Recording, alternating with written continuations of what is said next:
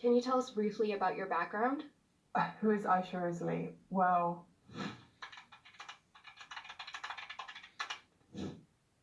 I grew up in the UK. I grew up in a very poor family. My dad's side of the family were what you call like traveller gypsies. We grew up in a council house. It's like very poor housing in the UK. I grew up very tough. We were very poor. It wasn't until later in my life when I started looking into being an actress that I started actually like learning how to talk properly and learning how to present myself. And now I'm Muslim, alhamdulillah, and that's the highlight of my life. How was your life in regards to faith? Did you have any faith before? No. I say no because I wasn't religious. I didn't have a religion, but I had faith. In difficult moments, I would find myself talking to God. I didn't know what God was, who God is, but I would, if I was in a difficult scenario, I would be like, God, can you please help me? I probably wouldn't use the word God, but yeah, I believed in a higher power, but I never really properly thought about it. I never told anyone that I believed. I was one of those people. What was the thing that made you question your beliefs? Was it an event or a thought? And when was it?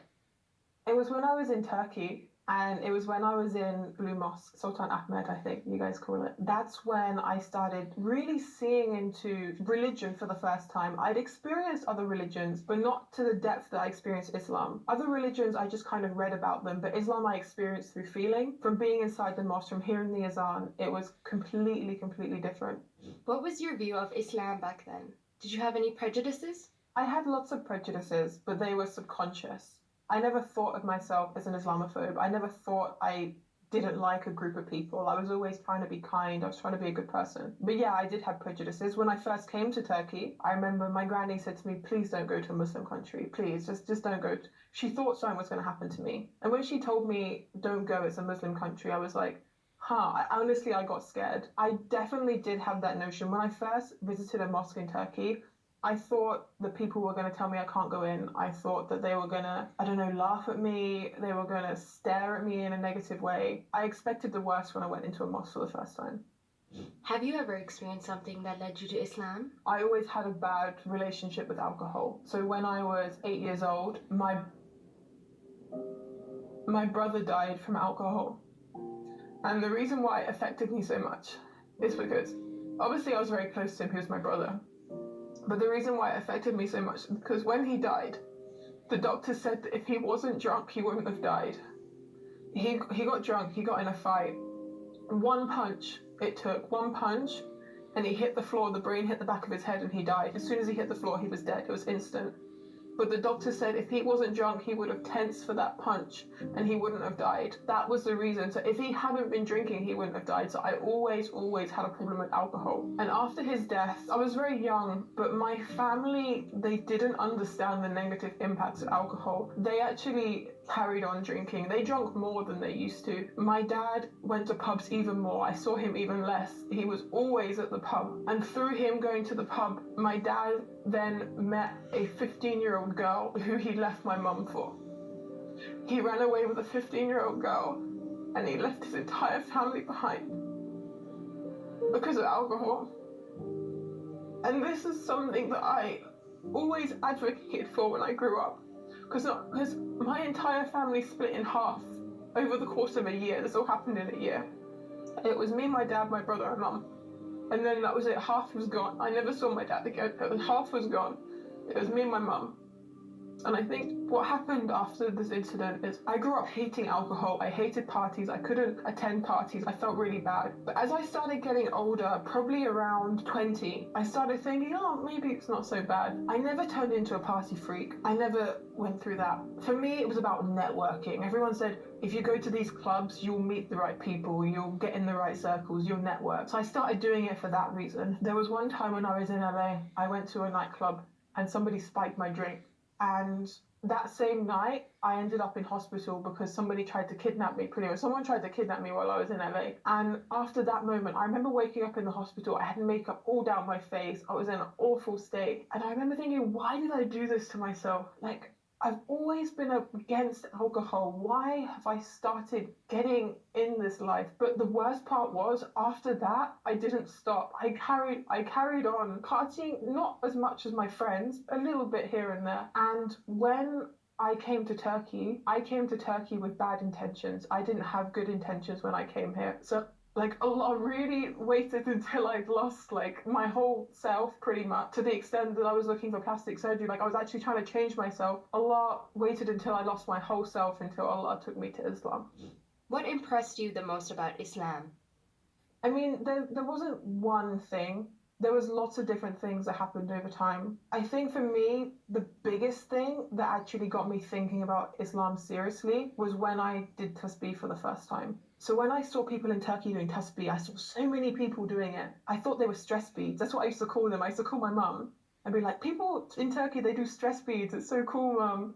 So when I actually Googled for the first time what you're supposed to say when you do it, and I learned about Subhanallah, Alhamdulillah, Allahu Akbar, and I learned the meaning of these words, and I started doing it for the first time, there was another moment on top of that that was really special. And that was a moment that happened after I did tasbih for the first time. And that was a moment when I was coming out of the mosque, Blue Mosque here in Istanbul. And I stood between Blue Mosque and Hagia Sophia. That's where I heard the azan for the first time. I mean, I'd heard it before, this is when I really heard it. Like I actually stopped and listened to the azan, because when you're standing between those two mosques, it's so loud. The azan is so loud. And I remember standing there and just hearing the azan and thinking, wow, that is so beautiful. That is so peaceful. And I remember in that moment, I had an hour journey back to my hostel. I had to walk an hour back to my hostel. I didn't know the way. I was thinking to myself, okay, I need to go back to my hostel. How do I get there? So I got my phone out. I was ready to Google Map. And then my phone that was on 50% battery just died. And I remember feeling really anxious. I was thinking, how am I going to get back to my hostel? I'm in a foreign country. I don't know where to go. And I was panicking and the azan was still playing. And then all of a sudden,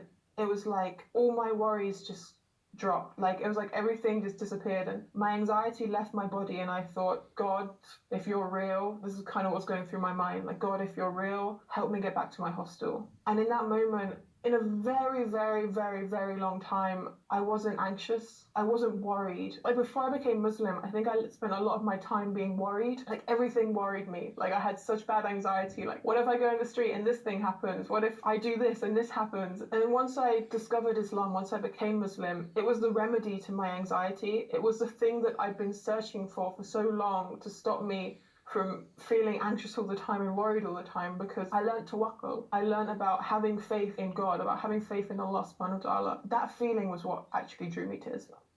How did you find your hostel? Subhanallah, I just walked straight to my hostel. I didn't take a single wrong turn. I don't know how I did it. It was all by the grace of Allah. But I walked from Blue Mosque straight to my hostel with no intervention, no help. Nobody helped me, and I was calm the entire time. There was not one moment where I thought, I've taken a wrong turn, I don't know where to go. Subhanallah, it wasn't me, it was Allah that got me back to my hostel.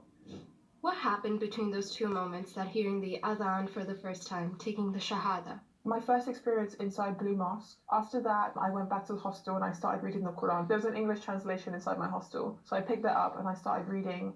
And I read probably around 5 pages of Surah Baqarah. I was just reading. And I remember I took pictures on my phone of any ayats I found interesting. And after that, I just kept learning. I kept reading the Quran. I had no intention to become Muslim, but I kept doing these things just because I was interested. Something sparked my interest. I wanted to know what was going on. I come back to UK. I carried on learning. As soon as I come back to UK, lockdown happened. Within the week that I came back, which, subhanallah, was completely Allah's plan, because if that hadn't have happened, what easily would have happened is I would have come back to UK, I would have gone back onto a film set, and that's it. You know, when you're working in film, it's like you go in the morning, you go, in the evening you come back, you have no life. But subhanallah, lockdown happened, and lockdown forced me in my house with my phone, with my computer, with my books, and I read, and I just read, I learned, I watched lectures. I did it all at home. I didn't know any Muslims. I was by myself the entire journey, and I still wasn't planning on becoming Muslim. What really sparked it for me was when I actually started praying. I thought, I'm gonna try this, because like I said, I was really into self-help, and I thought, if someone can get up for Fajr, like that makes them have amazing self-control. So that's what I started doing. I started using praying to help me gain control over my days, to help me structure my days. And by doing that, my days were becoming so much more productive, because I would plan between Fajr and Zuhr, I would do this, this, and this. And between every prayer, I planned all these things. And I was being so productive with this schedule. I couldn't believe it.